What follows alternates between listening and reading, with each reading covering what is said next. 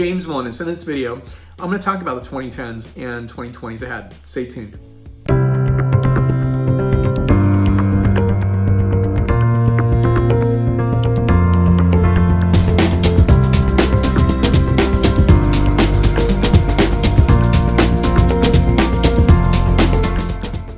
I'm very passionate, excited about the close of this decade, and that is, I think a lot of people have said to me, "Oh my gosh, this decade went by really quickly," and I have to counter that and say it seemed like it went by quickly, but I did quite a bit. So I have to really relish and think about those points and think about those experiences differently, and highlight them to myself. I think it's a really interesting format because time does go by rather rapidly, but you have to do something in that time to making sure that you get things done that you want to do, and it's passionate and interesting to you to do. So first I want to talk about several categories in the 2010s that I think are important to think about today that could be important in the 2020s. Now, at the beginning of this decade, there was a marketplace where the United States was coming out of recession, and the wine market had declined just a bit, not by very much. The United States is still the largest wine market in the planet, and probably will continue to be for maybe 50, 60, 70, 80, 100 years, who knows.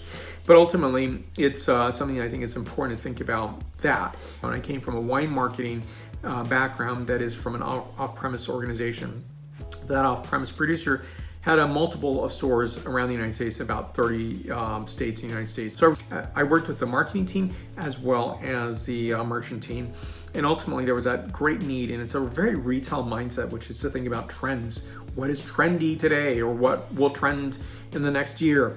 And I think that's a really dangerous point to think about. It's not just for wine retailing, off-premise or on-premise, it's for all types of retailing.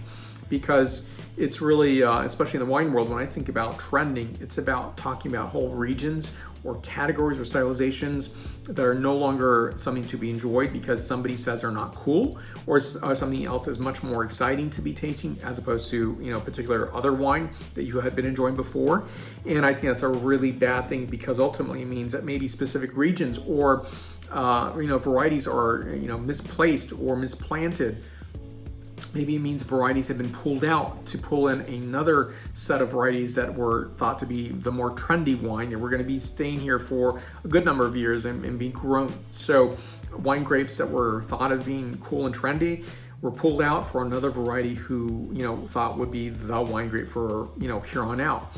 Ultimately, I think it's a really bad practice. And I think that's something that's really leveling out. I'm really hoping it is in the 2020s. You're seeing less of that. I'm not sure really that need to trend wine. Wine is very unique and different. It's not like a sweater or maybe a particular ceramic, maybe a dinnerware. It's very, very different than that. And I'm even against trending in those categories as well. Wine should not be trended, because I think there are regions around the planet that are really suited to a certain